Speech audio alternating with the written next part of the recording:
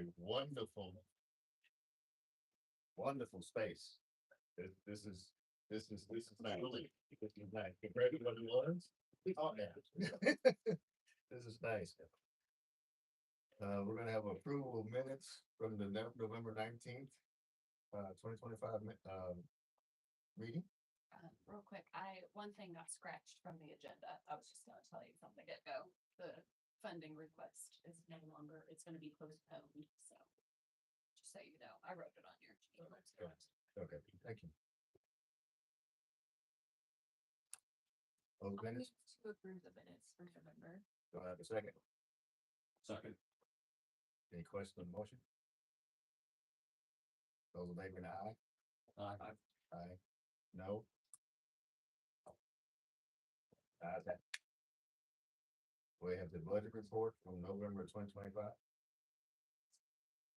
Good afternoon. My name is David Miller, solid waste administrator for SWIM. So on the budget, total revenues year to date, $757,016.80.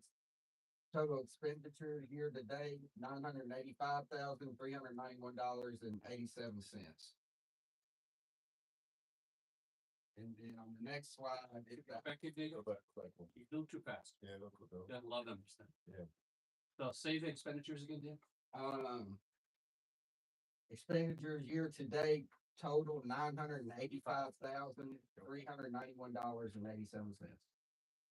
Any idea why we're so far behind on revenues versus expenditures? Any big expenditures that have caused that to be up? I don't recall off the top of my head.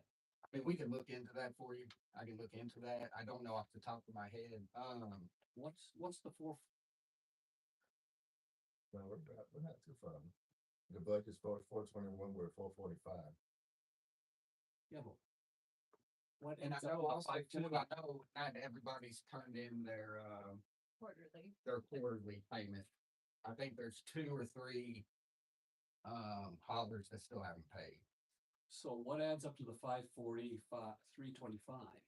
I see all these numbers that seem to add up to 445 below it, but total non-restricted personnel expenditures. Okay, so let's just personnel done, Yeah. not broken out. Yeah, the personnel's at the top. It's just not broken out into individual personnel. Gotcha. Yeah. Thank you. And then this is just the itemized line items for this month. If you notice, I'll just point out on the top 3 are the Green Award winners and they were paid out. All the other stuff is miscellaneous stuff and expenditures that we do every month, field trip. Huntington National Bank is the vehicle rental. That is the front load payments. That's every month, stuff like that. There's nothing out of the ordinary here. We're buying snow and ice scrapers for vehicles. I am. Because no one gave me one, so I went to Grover. Just kidding.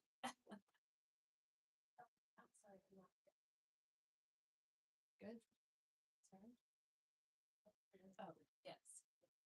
Budget Can I have a approved. motion to approve the budget report as written? Have a second? Second. The question on the vote? Those in favor, say aye. Aye. Those opposed? Vote passed. Thank y'all. Next on the agenda is the staff report. Sharon? Yeah, well, the first one you might be able to do as well, but we wanted to announce the, new, Public Works Director, Wes Sidnor, so. Rubbing is sweet. Okay.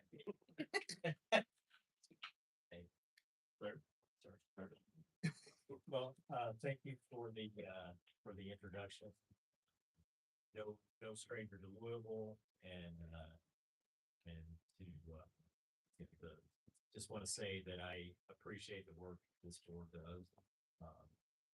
Know that you all are doing it because of care and consideration for the community. I mean, this is a lot of work, and so I appreciate that. And I'm just looking forward to partnering with you all, seeing where we can fit in to help out. And if there's anything that we can do or if you need from us, then very well connected with some folks on this board, so that don't, aren't shy about reaching out for, those requests and just, yeah, need anything, let me know, and I'm just happy to be here. So, thank you all. Thank Thank you. you, sir. Appreciate you. Welcome.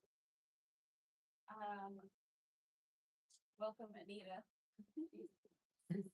Hello, Zachary. I just wanted, since it's the end of the year, I wanted to give a bit of an education team update. So, that's our team on the screen there. Diane Moon's not here tonight. Diana Tobias and Rachel are over there. Sydney is our EEL Corps or AmeriCorps member. So she's not here right now, but that's the full-time team, and I'm happy to say that we are fully staffed with 4 part-time ed specialists as well currently. So we have 8 staff, 1 AmeriCorps member. A few highlights from over the year that you all were a part of already, but as a reminder, we this year we did add 3 language translations to the Recycle Coach app. We've partnered with our first home rule city, City of Woodlawn Park, with the Recycle Right program that's still currently going on.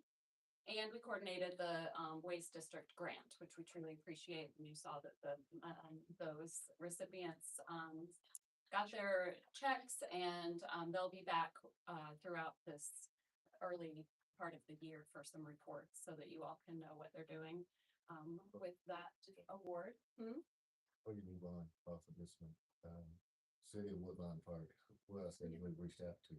Have we reached out to anybody else? Or anybody else? Just all of them through JCLC or community, you know. I mean, we're happy to do more programs with home rule cities. That Mayor Mike Brown was just the first one that actually took us up on the idea of it. So we did do some partnerships with WM in some HOA areas, kind of at the start of the Recycle Right program. And we're open to that too. So. Have you heard from other cities though? Any response at all, or just?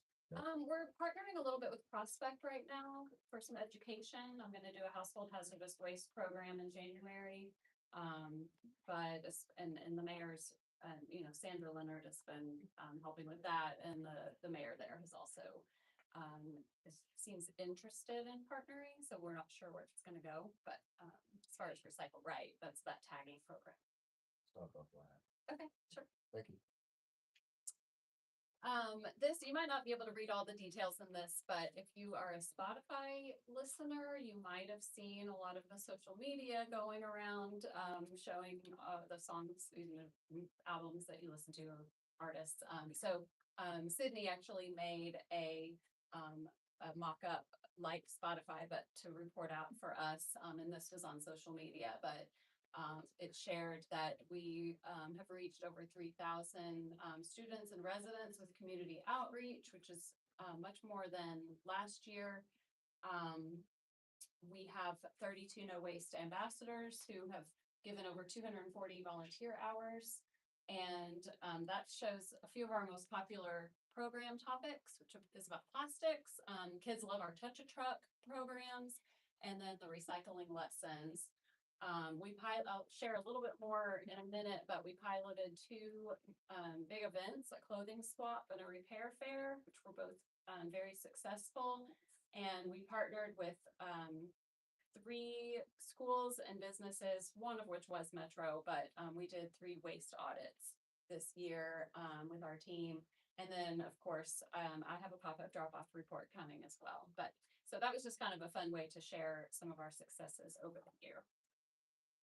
We have a couple of new partnerships that will continue on in the coming year.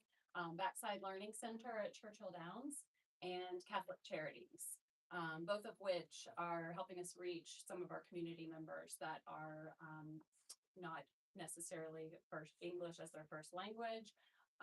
And there's a lot more to come with Catholic Charities, but we're excited about those partnerships.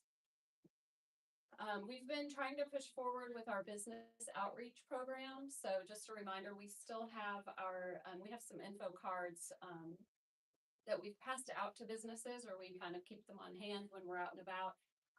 so that, businesses in Louisville know that we can help them with any of their waste management needs as far as, understanding, we can do audits, we can kind of help them understand what their options are if they're trying to manage their waste better or reduce their waste. Yes. Question. Bags on the far right there, are those recyclable? Or is- Nope. Okay, I'm just wondering, I saw. Nope, that was part of our waste audit at Nativity at St. Boniface School. They reached out to us actually, they were interested in the grant, but what they wanted, I was like, you don't need a grant for that, we just do that. So, so we just did a waste audit at their school and working with them to add recycling, and we're hoping that they might try composting. But they also have a staff person that is in charge of the kitchen who was already looking into trying to get more reusable containers and maybe if they can find funding, they want to get like an industrial dishwasher so they can do more reuse rather than having so much waste. So we took, basically, we did that, and that picture in the middle is from Quills in J-Town. We actually did a waste audit for them. So we just had them keep their waste for one day, one full day, and then we took Quills waste back here and did it in our parking lot, but at Nativity, we did it over at their school, but we just separated it all out. So the picture there is just showing for Nativity, that's how many like chip wrappers they had. So that the weight of that goes into the trash weight. But we basically just separate everything out, and give them some suggestions based on the data. So it's kind of fun. We like it. We're hoping to do more. If you have any businesses that might be interested in that, you would be happy to talk to them. Another highlight is the clothing swap that I mentioned before. Diana led that event. It was also a partnership with the Office of Sustainability. And we were kind of overwhelmed by how much people brought. A lot of people were, basically people bring the donations and we just sort of set it up. You can see we had some racks and some tables, and then people, quote unquote, shop for anything they want, and it's all free and it's just a swap. And then at the end, whatever was left over was donated. And we're hoping in the future, this year, we're working with Goodwill as a partner, and maybe they can just be there with us so that it's less work on everybody. They can just take the things left over. And actually, our first one is January 8th. It's gonna come up very fast, but we're doing a fitness swap, meaning fitness related gear, whether it's clothing, shoes, or gear that you might have that maybe you intended to use but never do, and would like to donate that, or if maybe you wanna come look for some free stuff, that would be good too. And we're gonna do that one also, again, at Trellis Brewing, because they were a great partner for a location. And Rachel actually led our first repair fair, and we held it at the Bon Air Library. And it was very successful. I didn't bring the data up, but do you want to talk a little bit, Rachel? Sorry to put you on the spot, just Yeah. kind of like about what you did. Yeah, this is a thing kind of all over the country now. Louisville hasn't had a big one like on this scale before. But the idea is generating a culture of repair before you go out and buy a new kitchen mixer. Let's learn how to fix it. So the Louisville Tool Library partnered with us to provide skilled labor and volunteers who know how to do stuff. I coordinated the admin, and then the library gave us the space to use for the day. It was really cool. A lot of people were interested in fixing stuff for free. Like we had that middle picture is a whole line of sewing machines and people who knew how to use them. This guy on the right was a sharpener. His dad was a master knife maker. So he knew how to sharpen stuff, and he sharpened things for people all day.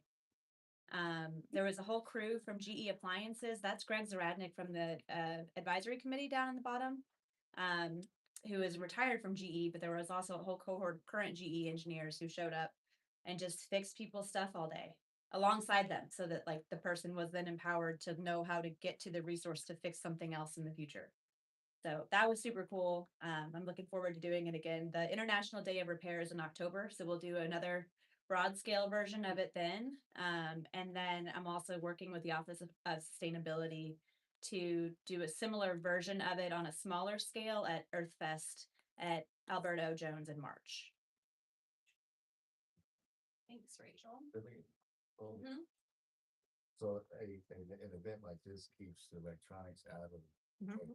Yeah, we had well, this is in the middle, there's Diane Moon, our educator. She brought her sewing machine and volunteered for the day, and probably one of the sweetest, probably should have put the picture up there. It's so sweet. This little boy had like a stuffed animal.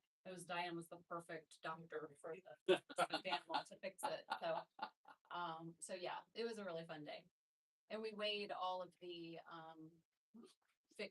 all the materials and wrote if it was fixed or not. So we kind of had like some statistics on how much was kept out of the landfill.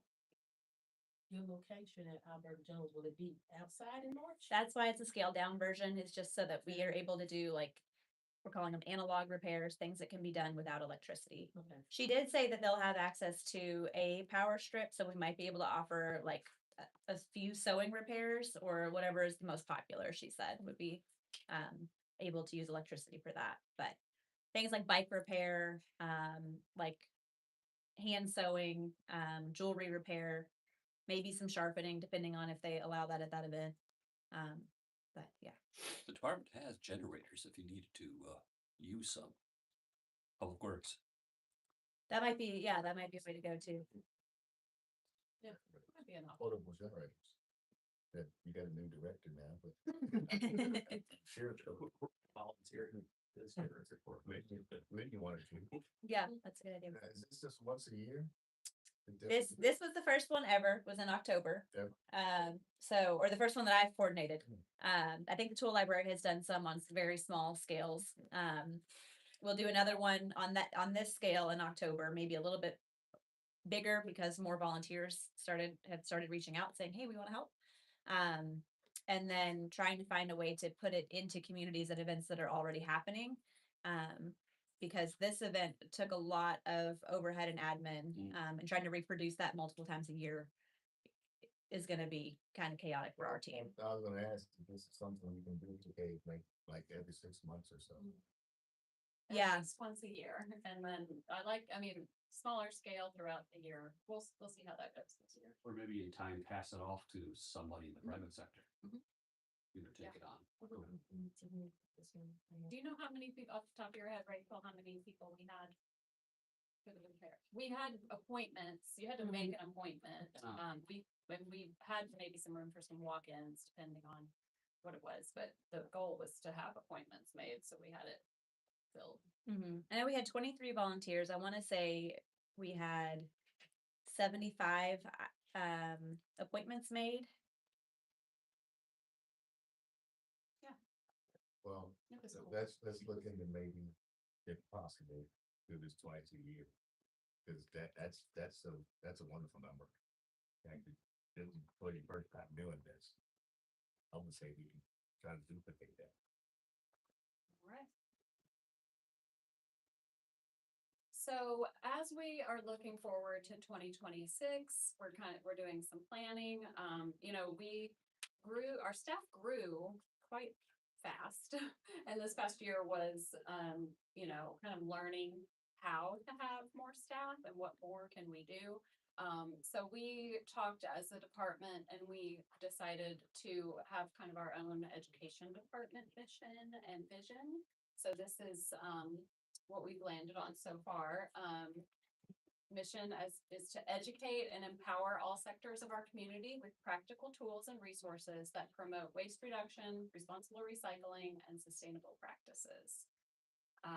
And then a vision of a collaborative Louisville where sustainable waste practices are the norm and collective action by residents and businesses achieves measurable reductions in landfill use and contamination. So that's kind of what we're using as a guiding light for 2026 as we plan our programs, and we'll see what we can do. Well done. And then I just put find out if you had questions before jumping right into the next thing. Anything else? All right, I will also be presenting about our pop-up drop-offs, because those are complete for the year. And we had a great year. So we had a 53% diversion rate. I think last year was 54%, so we didn't increase it, but I think that overall, I want to try to achieve over 50% every year is a success in my mind. So this is a whole big chart, which I can go back to if you all really want to look at it closely or send it out, or actually, I think I did send this out, but this shows all the locations we had and the dates, the participants we had at each, and then the rest is pounds of material. The last one of pounds is large items. That's the only one that's landfill. So then we get a diversion rate for each event. And some of them are estimated based on averages, so it's not always exactly weighing, but we're doing our best in keeping the same methods each time. Yes. Oh, I'm assuming that's that. Washers. Yeah. Junk that's not metal, because we do our best. Yes, we do our best to get metal in the metal dumpster, which I'll talk about in a minute. Okay. But yeah, junk's kind of like the couch that you can't really recycle in any way. A door or something like that, a wooden shelf, you know, yeah. I see that rescue electronics is at the Shelby campus. Is that something you're hoping to continue with at 26? Yes, I've got a slide on it. I'll share that with you. Before I forget, because Yes. I will forget if I don't ask It's fine. right now. In a previous job, when I was public works director in Connecticut, we, at our transfer station, had a ongoing collection of like refrigerators, freezers, air conditioners. And we had a contractor come, and then that contractor would come and remove all the Freon and all the other nasties that are in those things. Not saying we do it at these events, but you could generate some serious weight if we were to do that, because I'm sure there's lots of people out there that have them probably sitting in the garage or all Yeah. that. And with no way to get rid of it. I don't know any vendor that's out there that will come over your place and remove Freon from a freezer or whatnot. Right, and for us, residents can bring those to the waste reduction center. We don't accept them at the pop-ups, like anything with Freon. But you don't accept any items with the Freon at the waste reduction center either, right? No, that's the only place they can take it. It will take it here? Uh-huh. Oh, I didn't know that. Yes, the employees at WRC will be free from the item before it's put into the metal dumpster. Okay, but where is that then? Cause I never heard that. You just drop it off at WRC and they'll take care of it. Okay, stick it on the street. Right? Thank you. This is, every event I do, I get a zip code map, so this one is all the events combined. Red is the most, it goes up to, like, it's around 300 to 560, residents. And to the, brighter green is like the lowest, 1 to 22 people. But, you know, most events, we actually get somebody from every zip code. It's surprising how far people will come, but there's always a concentration around where the event is on the event date. But every, yeah, there's a little bit of a green stripe, like less participation. And the star there in 40214 is Goss High School. That was an added location a few years ago because of that green stripe, kind of like trying to get people in. So, so I don't know if it did the job all the way, but that's kind of, you can kind of see where they're a little bit, you know, spread out. Question. Yeah. What's your advertising campaign? Is it on the, We Yeah, like a post it city on website. social media. We have them as city events on the city website. We send it out through our Works Week newsletter. And at this point, I'm pretty sure it's word of mouth because people love these events. Council people always share it too. I mean, I think a lot of times council members newsletter to school, you know, will include, hey, we've got a pop-up drop off of it. Yeah, especially if it's in near their district. But some council people share every one of them. Doesn't matter where it is. there a Yellow Star Museum? up I there kind of thought, I think it is this, somewhere? Shelby campus. Yeah, Shelby campus is the other, east Okay. end. I think it's around the red, okay. or it's blending in somewhere, but, yeah, I'll have to look at that. So this is where I wanted to share, I'm not, okay. Rescue is the term I am using for any partners that we have. And right now, we've had two local, people that are interested in rescuing electronics. Well, one was just TVs, for refurbishing. And then Goodwill is another partner. And it took us a little while to kind of figure this out, especially through the Goodwill. We were really wanting a furniture rescue because we, as people who are taking zip codes and talking to every person, sometimes we go by, we're like, whoa, look at that chair, like it looks cool or nice, and kind of wish they weren't be throwing it away. So Goodwill came to our very last one, with their box truck. And Rachel Peterson is someone I've actually, she used to live in this neighborhood when we were doing our original large item pilot, and so I've known her for a while, and she is working with e-waste and trying to keep it into the community, with refurbishing and getting it to people who need it at a low cost or no cost. So she partnered with us. They did great. She's the one that gave us the pounds that I was able to actually put into the spreadsheet. But anyway, we're just really excited about the opportunity for these partnerships. Goodwill only rescued 10 pieces of furniture. They don't have a ton of room in their stores, so they weren't taking like couches, but I noticed they had some like end tables, lamps, kind of smaller type of furniture that they were, and chairs they were able to keep. But so we'll continue working with them on some ideas. But I did not, and I will not promote that we're doing this. That's why I'm calling it rescue, because these events are not donation events at all. But if there's people that want to come and kind of rescue it and just snag it away, that's totally fine. So, I shared some reports for our pop-ups publicly, but I left this part out because I don't want to confuse people. Now, if we want to look at partnering on some donation events, that might be something different, but it won't be a pop-up drop-off. For these type of events, what legalities when they're rescuing these things?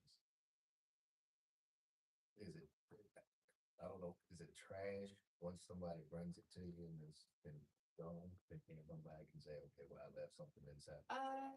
Yeah, pretty much. And they're all there. The people know where it's going. Yeah. When I say rescue, I mean, they're literally like, they were right there next to the e-waste people and checking in as people were donating, it's kind of like they got to donate. Yeah.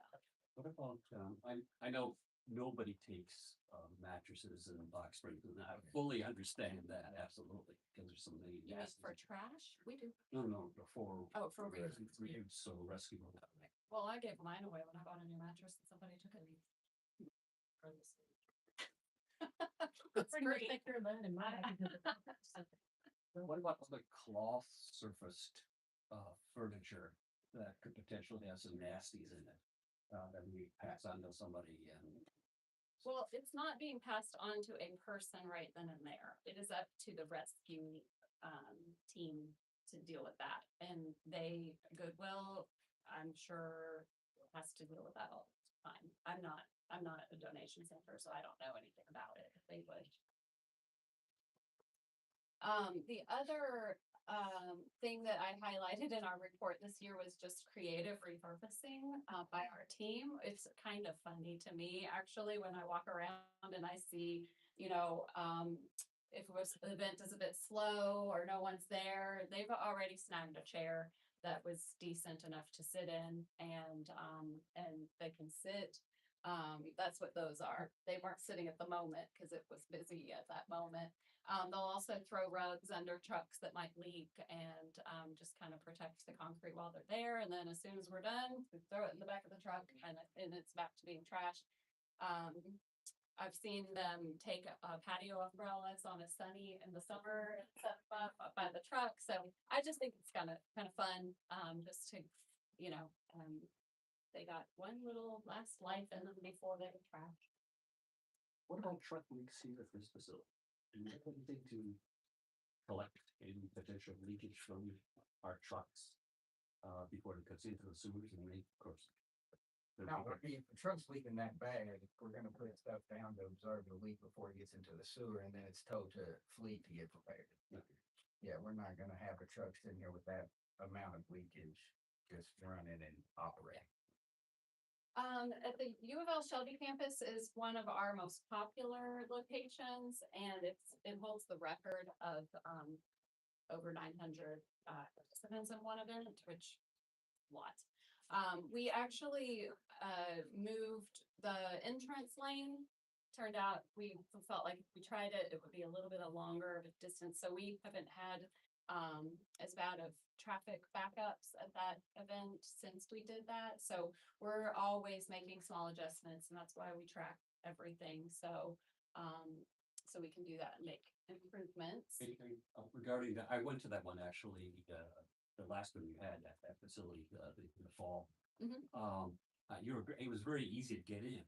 It was very difficult to get out. Nobody knew where to go, and several of us were kind of directed, saying, no, you can't go this way. We put exit signs up. I can't make people read the signs. But there were several other people that had said no. And then looking ahead, so it was a success. There is one ongoing challenge is loads that are still mixed. We've ever since the beginning, we've been recommending, separate your loads as you're loading it up so that for easy offloading. So just a couple pictures from events where that was an issue. That one was at Fern Creek High School. We had traffic issues there to begin with because there was construction going on that we didn't know about until too late to really change much. The metal dumpster there was first, and that is a goal, is to actually put the metal dumpster first every time, because we know we capture more metal when it's first. If the bulky waste trucks are ahead of the metal, sometimes metal things get put into the truck. But yeah, this was just a guy, I stood there long enough to be able to take a picture because it took him so long to unload and get the metal out that was all mixed up. So sometimes we have been known to send people away, or I give them a really good talking to about how they didn't do it right. Or maybe those things don't really belong. We do have, this is a graph. I do a graph like this for every event, but this is for the whole year. Large items, documents, and electronics are always the top three things that people bring to events. E-waste and document shredding are very close, and those are the only thing. All three of those kind of change position at each event. But overall, for the whole year, large items it's definitely the biggest. But we take metal separately. The sheriff's office sends officers to collect medication, prescription meds. Yard waste, of course, is composted. We do have a dumpster for household recyclables. That gets used mostly when people bring documents in cardboard boxes or something, and we always put those side by side. And then tires, people will bring, and then we collect shoes, and those get donated to Water Step. The document, does the shred truck usually fill up at those events, or is it? We request 2 at our most popular events, 2 trucks, and they've lately just been sending 2. I think because we've had issues before where it breaks down or something, or they just like the great 2. But they do okay. Okay. Yeah. This is just the participants over at each event as a graph. Shawnee Park is we've done, I think, 3 or 4 there. We've gotten more participants every time.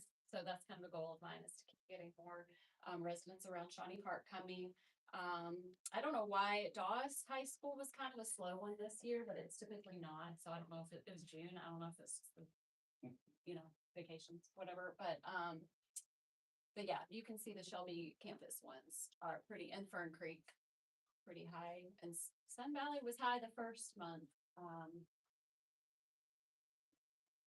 This is a comparison, but really the most interesting thing is that it hardly changed. So I'm just gonna kind of gloss over that. Same with the zip codes, it hardly changed. And then we just, well, that was just thank you to everyone that helps make the pop-up drop-offs possible. And then I have a tentative schedule.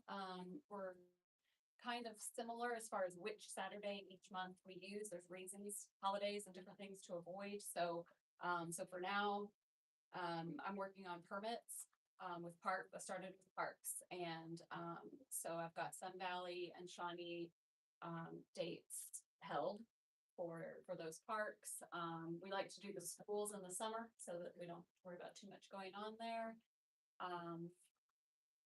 Shelby campus, I'll be reaching out for permitting. Metro Fleet's kind of nice because we just tell them when, and that's kind of the ones we can shift around as needed, but, yeah. And that's the end of the pop-up report. Well done. Good job. All right, moving on, any correspondence to the board? No. Under old business, going to cost of services study update, is there an update? A slight update, we're basically carrying on with the action from last month to do a supplemental, agreement. And that was drafted over the month. It was drafted by the county attorney, for us to look at and then sent on, and the basic things, it was kind of, this is basically what was in this, you approved the 25,000, and then final draft report will be due to Metro on or before January 6th. If requested, they will attend the committee and board meetings in January for any kind of questions or to receive feedback. And then they would take any of that feedback and make changes to the final draft report, and then the final report would be presented at the February 109 board meeting. So Yeah. that's how it was laid out in the supplemental agreement. And just a question. If we get it on the sixth, when is our board meeting again? January 28th. 22 days. Well, the committee will have it the week before that then. Right? Or they Mhm. do both. But they'll have the same timeline, right? They'll meet, Yeah. they'll meet the week ahead of us. Yeah, and they'll meet In the week. February also, they'll be same time. Yeah. Yeah. I mean, at the same time, they've had, you know, they've had a long period to look at the initial draft, so we'll see how much the final draft changes and see what. But yeah, for our purposes, since we tried to leave it to the advisory committee. Yeah. Out. I think I'm okay. I've given it a thorough read through, so I feel okay about 22 days. Okay. See what's different. Thank you. Yep. All right, next order of business is the vape collection report and has been update. Right, so, I can't remember what month, I'm so sorry, but the vapes, it was brought up at a board meeting, and it was suggested to kind of pilot, collecting them. So, well, first of all, the has-been was closed for a little while after the plane crash, and it reopened December 2nd, and access is only from the outer loop side, so that's what that map is. As of today, we haven't actually received enough vape pens to be billed, so we don't have a cost to share. That was my goal, is to share with you the cost, and then you decide if you wanted to keep it on for going, but the cost is $3.10 per pound. I promoted it when we first started, when it was first approved. It hasn't, and then it changed it on, if you were gonna search how to get rid of that, you can see that it's accepted with the has-been. But I haven't been doing like lots of campaigning or promoting it. But I was hoping that you all would be willing to continue leaving that on the accepted items list. What's to ask about how long? Rest of the year. Well, the propane tank is kind of doing that for the year as well. So I would say yes, for, if I were to, if I'm gonna ask for yes for a year, yeah. Till December 26th. Yeah. To revisit then and share like how much has actually been. What's in a vape pen that makes it hazardous for landfill disposal? If it's thrown away. Lithium batteries. Some things that sound sick, but What? lots of things that. Oh. We. The batteries, yeah, and the batteries are accepted. But a lot of, not just vapes, but other things too, it's harder to get the battery out. To only take the battery to hazard it, so sometimes you have to have it as an accepted entire item. Yes, What I would say the biggest issue with them is the nicotine. Even in a very small quantity, it meters it out where it's not that harmful to a person and on your feelings about nicotine. But if it comes out and there's a lot of it, it's considered an extremely hazardous material. It's classified as an extremely hazardous material. Even in small amounts, it can be very dangerous if it breaks up and gets into a kid or wherever. How does that compare to cigarettes or cigars or whatnot? Well, the fact that it's a liquid inside of there, it's concentrated, it's many, it's like, I don't know, just throwing something up, 1,000 cigarettes. It's in that little bitty amount. Oh, Yeah, so it's different from like the old concentrate or shoes, you know, Yeah. than for. Yes, it's really fun to hang. Why are they even allowed to be sold? I think that's probably out there. That's a conversation. Yeah, but yeah, it's, I mean, it's definitely something we don't want, inside of the garbage truck. I know that much, so I mean, I think if they're banned from going into collection vehicles, then we need to have some outlet for them, so I mean, I would be supportive. Well, do I have a motion to extend the pilot program to the end of December 26th? I do. Second, I'll second. any question on the motion? Those in favor say aye. Aye. Those opposed? Those abstaining. The ayes have it. Any other questions, anything has been in general?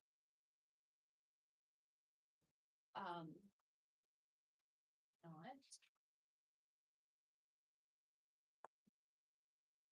All right, moving on, under new business, we're gonna have the field trip presentation. Yes, so actually, I'm going to move my.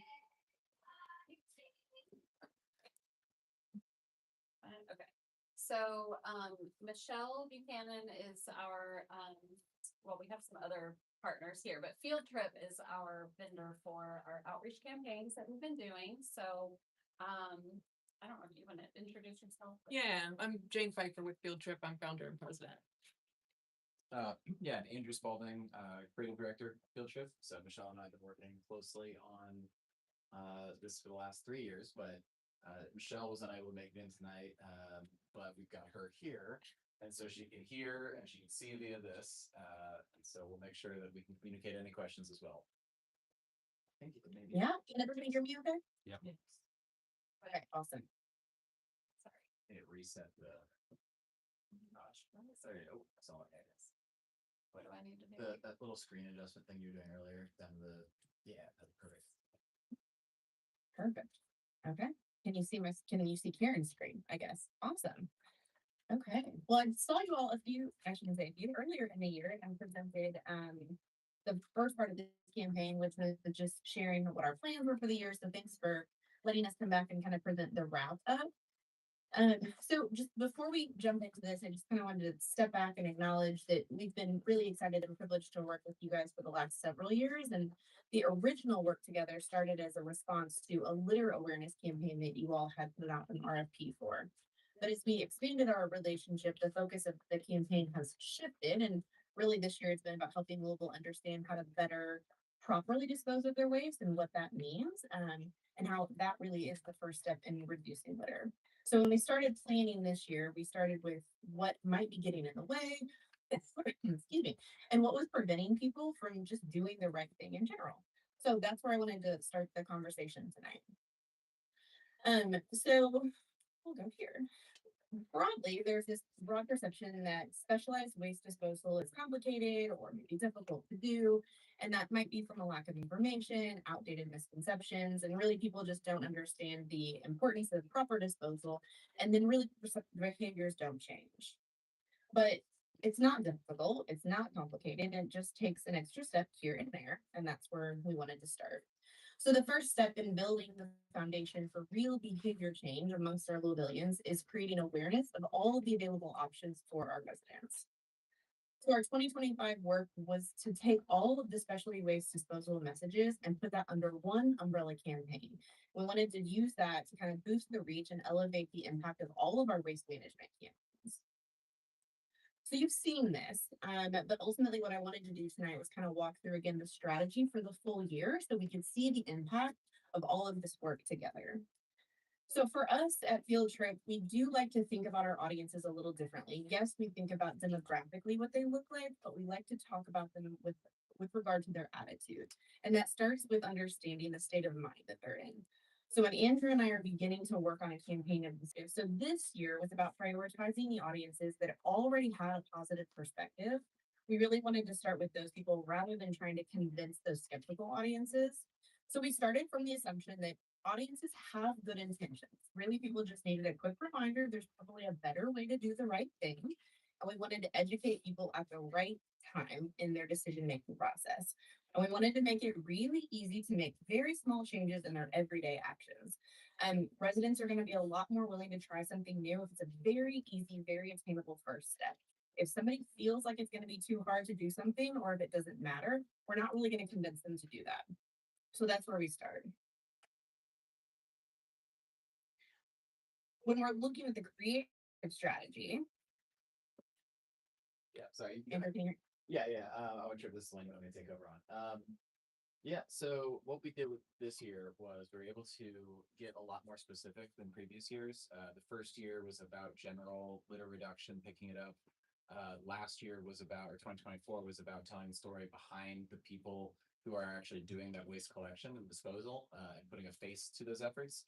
So this year we were able to get a lot more specific in terms of this different ways, different items need to be disposed of or not disposed of. And a big part of that was taking the visual side of things we've done, the messaging the previous 2 years, and merging that into one kind of overarching campaign, which we'll be showing here.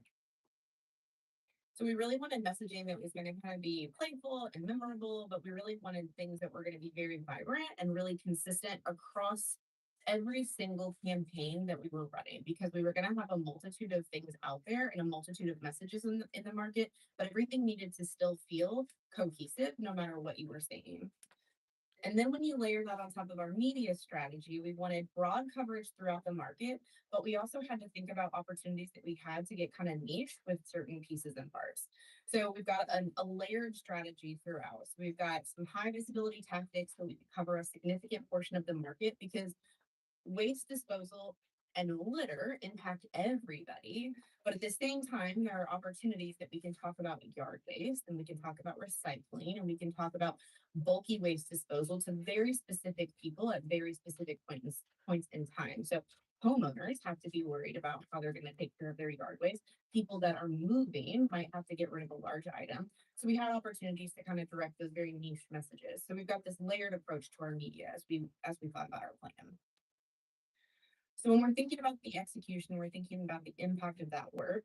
Again, to Andrew's point, we had kind of these messages throughout the 2 years and these specific looks of these campaigns. Yeah, and so this year, this is again, we won't get into the graphic design details and nitty gritty of it, but the 2025 that you see at the bottom, we kind of merged the looks and feels from these previous years into one consistent look, which I know is kind of not necessarily in line with like the Metro Gov look, but it's become sort of, and it works well with the No Waste Louisville look as well to give sort of the departmental efforts their own distinct personality. So we kind of came up with this color coded system that we'd already been using these colors, but we assigned them to the different types of waste. So green for yard waste, yellow for bulky, red for hazardous, blue for recycling, and then we kept kind of the black and white for the litter. Gave each one their own little icon so that throughout the year, while it looks and feels the same across the yearly media, there was sort of a distinct categories for the different pieces or parts of waste. So for us, really the biggest goal that we had was throughout the year, we wanted a consistent presence every single month or as many months of the year as we could. So I kind of applied the color coding here so you could see that no matter what month it was, there was some sort of message from the department happening. And again, you can kind of see it matches the color coding of those icons that you saw earlier. But when you're talking about the springtime and people are moving or they're working in their yard, you can see some of those bulky waste and those yard waste messages happening.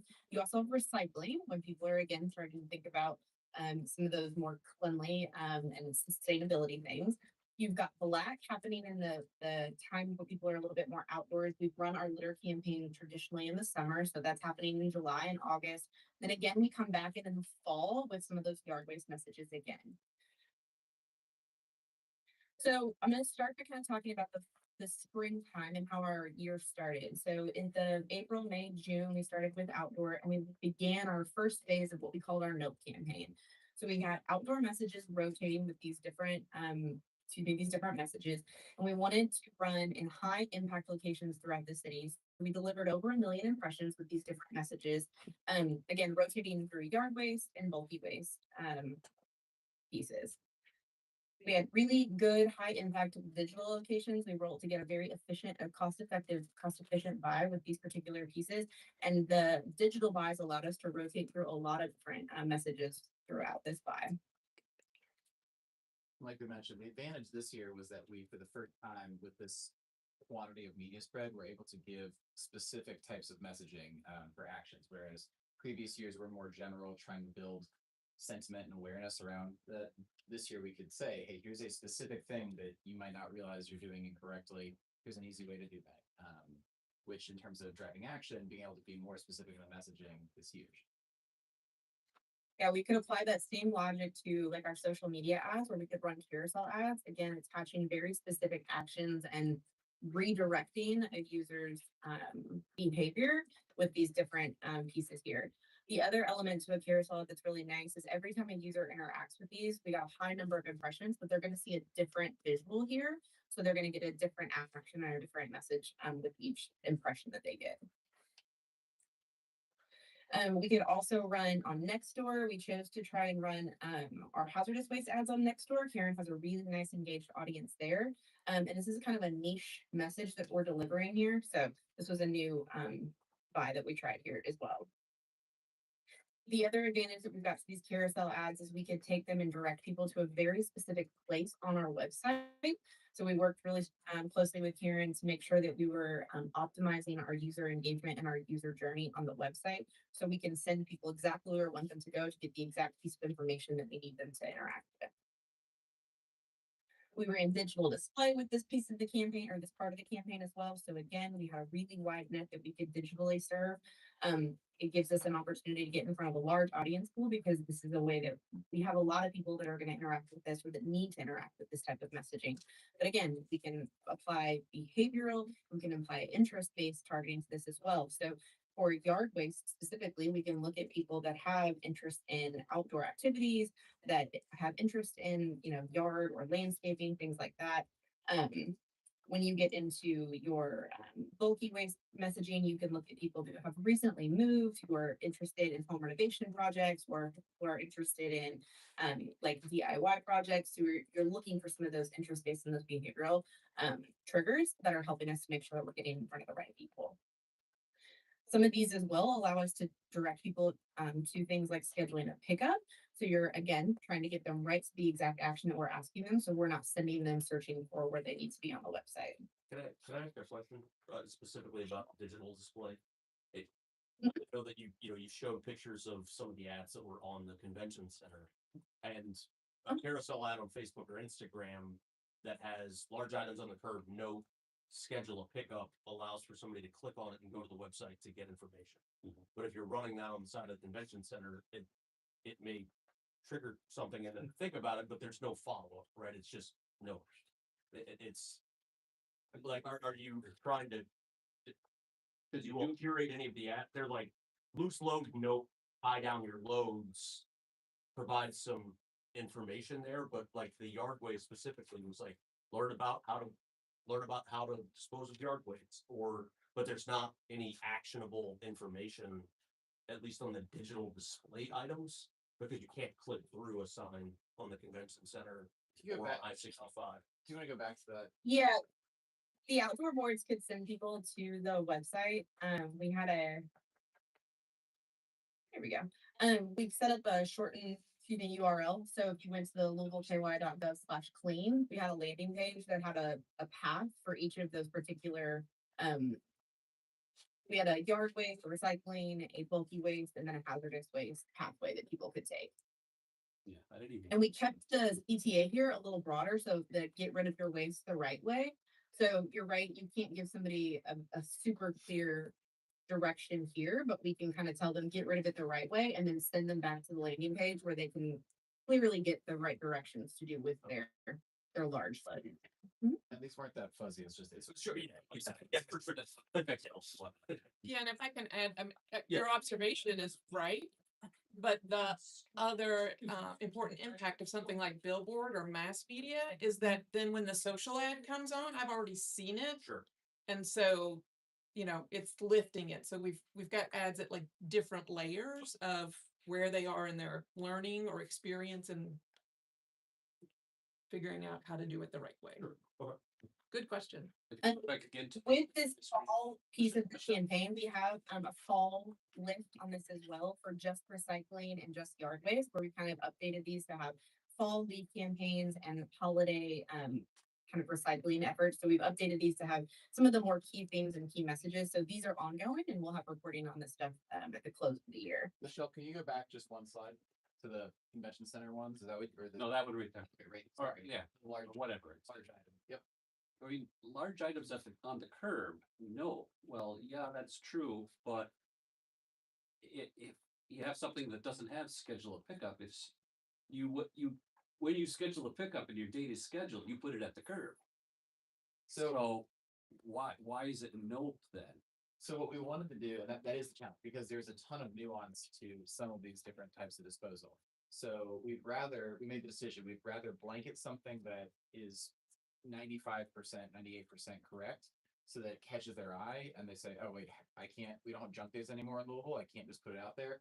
Then they see scheduled pickup, and then they can learn, okay, on that day you can, but communicating all of what I just said, the ad is gonna get lost. So we decided to be a little bit broad on some of these in order to get people's attention towards behaviors they might be doing incorrectly. There's enough people putting large items on the curb without having any schedule or then that it. So, Yeah. can I ask about that really quickly? I don't know, how far along are you in the presentation? Michelle, how much more do we have for this?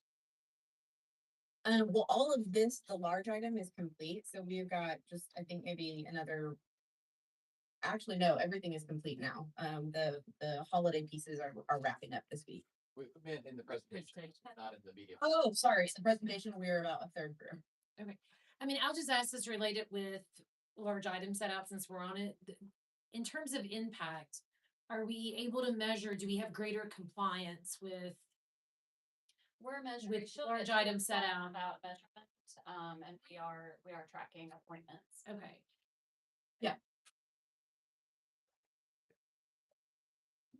So in the early summer, Metro Solid was able to add funds to the campaign so we could layer additional impressions within some very targeted zip codes.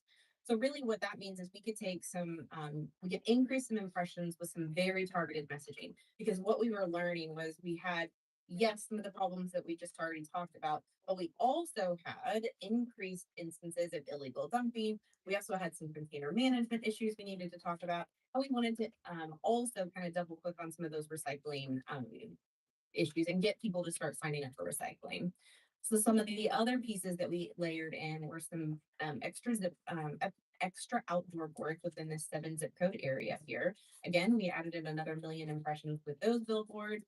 But here you'll notice that we got really specific with what people were doing incorrectly with their carts. So overstuffing them, they were leaving them out. Again, we wanted to kind of drive people to signing up for recycling. Instead of telling people what they could or couldn't recycle here, it's just trying to drive people to signing up for recycling services. And then trying to curb some of the illegal dumping. So just dumping large waste, no. How to make an appointment instead of that. Some of that was my neighbor. I just went out and took photos of it. They didn't see me doing it, but I was like, this is a perfect example. Something else that we layered in, which was really nice, was we wrapped some of the collections trucks. So now we've got mobile billboards throughout the area. So we've got some of these messages rolling around all the time. So just extra impressions all the time happening with these very specific messages, reminding people what to do to take care of their stuff. Can I ask how that works? How do you actually do that on a standard rear loader? I mean, is it? They send us the sizing and we send them the file and they get it up, but they look really nice out there. And it doesn't affect the operations of the truck in any way. No, it doesn't. It's like a vinyl wrap. They just, and yeah, cost effective billboards. We've got a fleet of billboards going around. Got your own set of mobile billboards. We could additionally layer in some social media here, again, just not in these specific zip codes with those same messages. Again, driving people to these very specific pages. We're trying to push people to taking care of their carts, making sure they're signing up for recycling, and again, pushing them to make appointments for those little large items. And then again, that first phase of the NOPE campaign was really focused on trying to help people make sure they were using those services properly and helping them to understand it's really easy to do. It's not hard to, make the right choices. But litter was still something we needed to address. And so that was the second phase of our work. So this is where we came back with litter. You're going to see that some of the same messages came up again because these are some of the biggest proponents or some of the biggest drivers of litter. So not tying down your load or overstuffing your cart creates some of our litter problems, but we re-tagged everything in this black creative because now we're talking about litter differently. But some of the CTAs have now changed here. So again, we went back with outdoor because these are really big messages that impact the entire city. We tried to focus on some of the most impacted areas. We delivered over 22 million impressions over the course of this campaign, and we had a variety of creatives that we implemented throughout the entirety of this effort to make sure that the audience was seeing a multitude of messages throughout.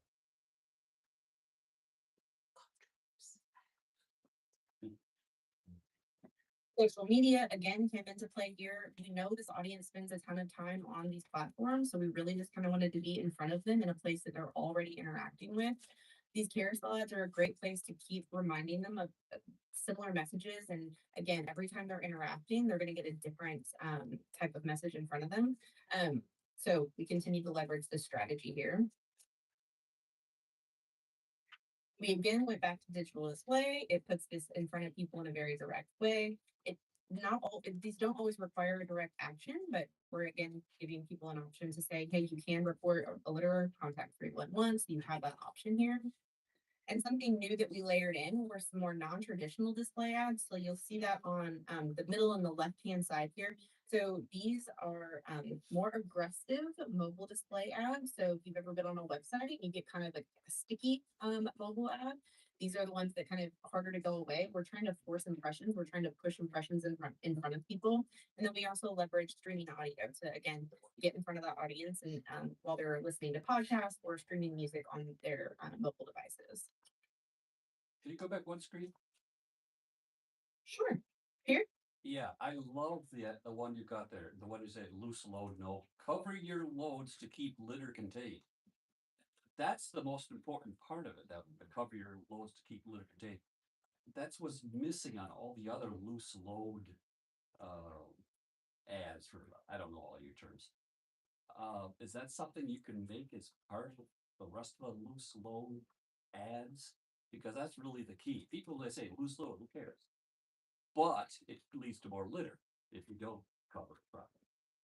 Yeah, that was a big component of like the actual, when we ran the loose flow message in the litter campaign, that was kind of the secondary message that layered in here. And if we, decide next year or another time, we want to repeat some of these ads, put it back out there, we could look at some of the verbiage and is there a better way to say some of that?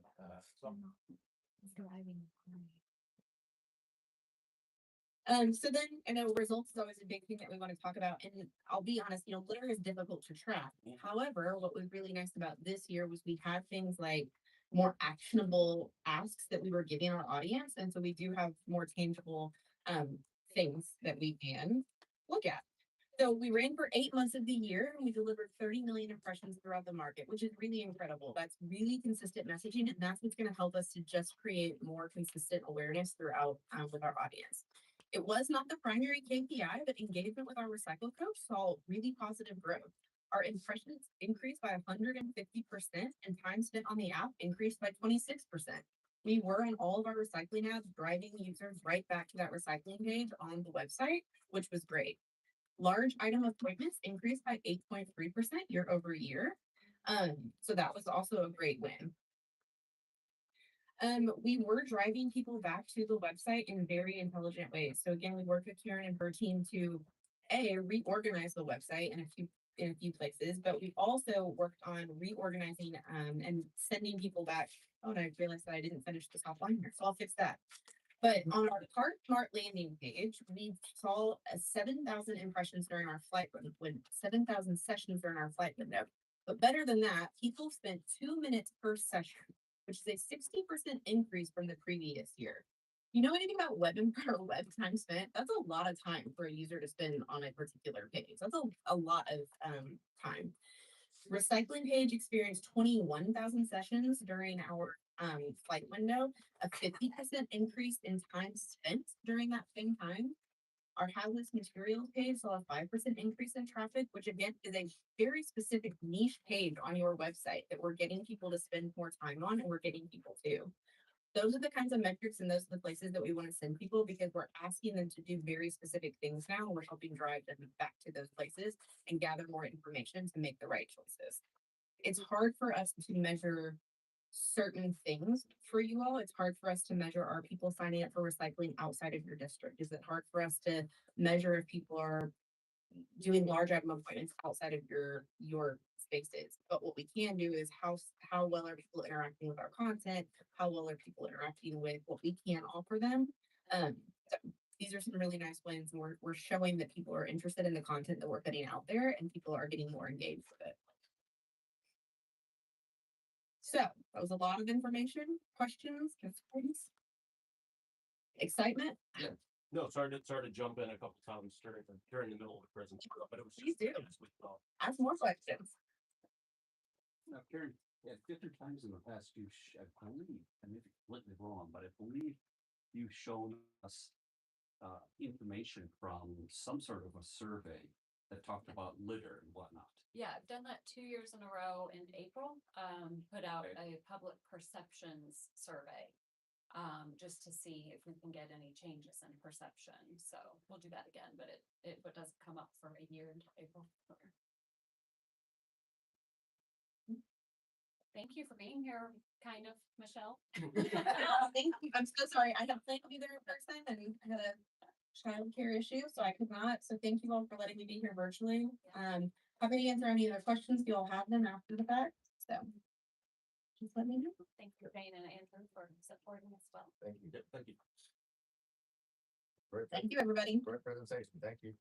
Bye. Thanks, everyone.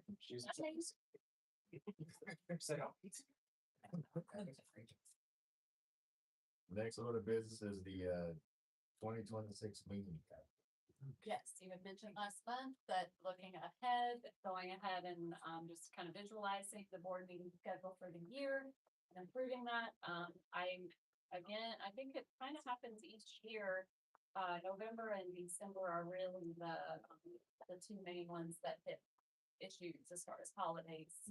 Thanks, Anne. So I just went ahead and circled the date for each month, which is the fourth Wednesday. I think Memorial Day is May 25th, but last year it wasn't a problem since that week to still have one, but yeah, I circled the two at the bottom. If you all want to just approve so that we know that schedule, I can already have it like, kind of posted on the website that this is it for placeholders, calendars. I mean, that fits the format we usually use, so Thanks, Jane, bye.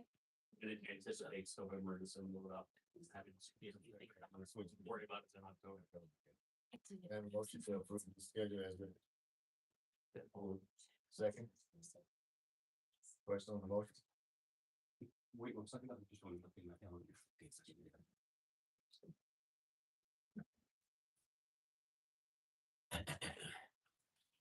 Yeah, I won't be here on the 18th of November. I'm not sure about maybe doing it, yeah, depending on my other legs or I'll probably be up and wrong, but the rest of them are fine. Maybe we can put you on virgin.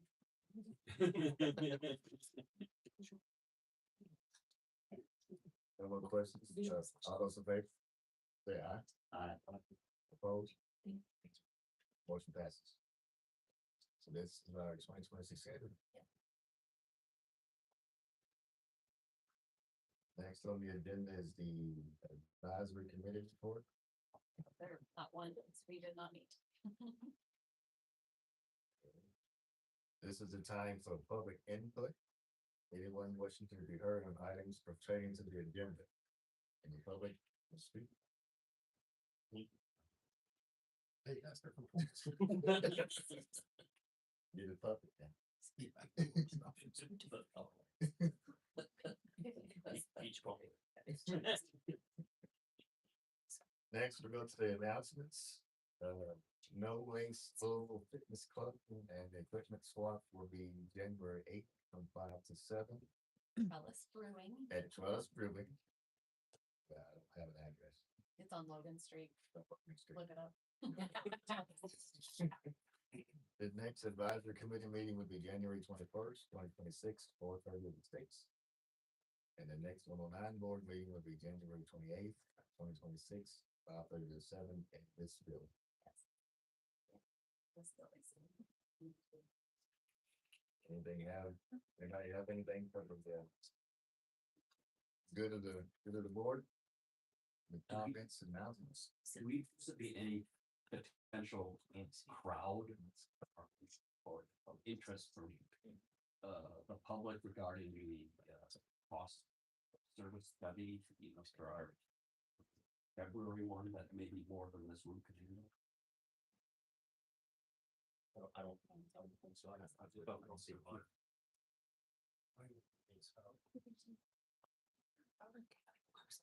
No, something. Okay. So what Even if you saw it, I mean, it's have teamwork and weapons. Then your study. Okay, if we need to go back to top where it is.